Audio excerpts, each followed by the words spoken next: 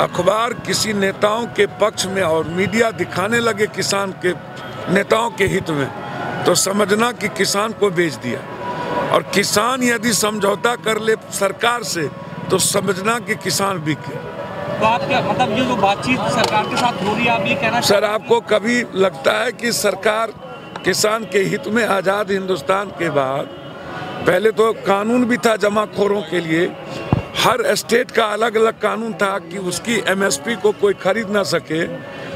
अब आप हर पूंजीपति हर स्टेट में जा कर के खरीदेगा, अब वहाँ पर कोई टैक्सेस नहीं है। नहीं यादव जी, अभी आपने एक बात कही कि अगर सरकार से अगर किसान बातचीत करने लगे तो समझ लीजिए बिक जाए। ये चौधरी चरण सिंह जी का सीधा है, आप उस लाइन को आप देख लीजिए। यदि किसान अगर बातचीत करता सरकार से, तो क्या उसके किसान को जिस उद्योग का दर्जा और अपने फसल की कीमत का मूल्य किसान खुद तय करे और सरकार खरीदे, किसान को बाजार न जाना पड़े, इस पर किसान को बात करनी चाहिए। बिचौलिया के साथ किसानों का कोई रिश्ता नहीं होना चाहिए।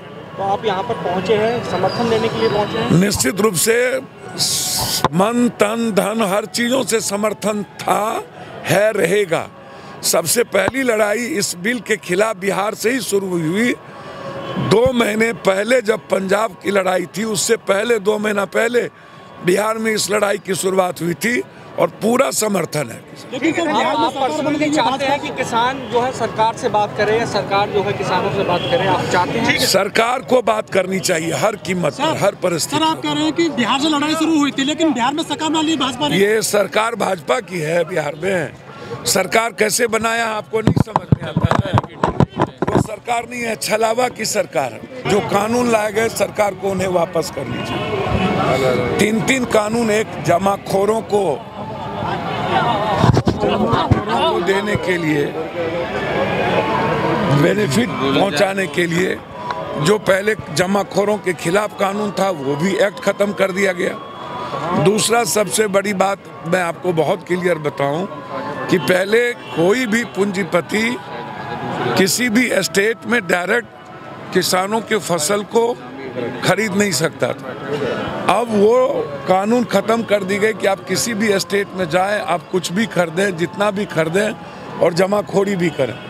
तीसरी चीज, इसमें 12,000 अरब रुपया लगभग जो खुदरा मार्केट है भारत का, इनकी नज़र उस पे है। तो हर मुनाफे के लिए ये पूंजीपतियों को बेनिफिट पहुंचाने के लिए किया है। इसमें एमएसपी का कोई मैटर नहीं है। यदि होता तो आप किसानों को आप एक राइट देते उसके फसल की कीमत लगाने, आप बिचौलिए से मुक्त कर देते बाजार को और सरकार डायरेक्ट किसानों के सामान को खरीदता, या नहीं तो आप कृषि को उद्योग का दर्जा दे देते। तो आपने न कृषि के उद्योग के दर्जा की बात की, न तो आप बिचौलिए को हटाया। हम 3 फसल साल में लगाते हैं, लेकिन हम मुनाफे में नहीं रहते, या तो हम सरप्लस में होते हैं या तो हम घाटे में होते हैं। तो सरकार किसान के हित में कभी भी बात नहीं करती है।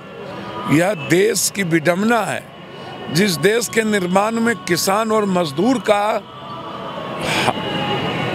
सबसे बड़ा योगदान हो, और वही सबसे ज़्यादा इस देश में उनके अधिकार छीने जाते हैं और वो कभी भी अपनी आवाज़ पे। मैं धन्यवाद दूंगा खास तौर पर पंजाब हरियाणा के किसानों को और अब उस पश्चिमी उत्तर प्रदेश के किसानों को कि उन्होंने इस देश की आवाज़ की ताकत बने हैं। हम चाहेंगे कि जो व्यवहार किसानों के साथ किया जा रहा है वो बिल्कुल गलत है। सरकार एफआईआर वापस ले और वार्ता करके सरकार बिचौलियों से खरीदारी खत्म करे और मुनाफे पर किसानों को अपनी फसल के अधिकार को कीमत लगाने का अधिकार दे।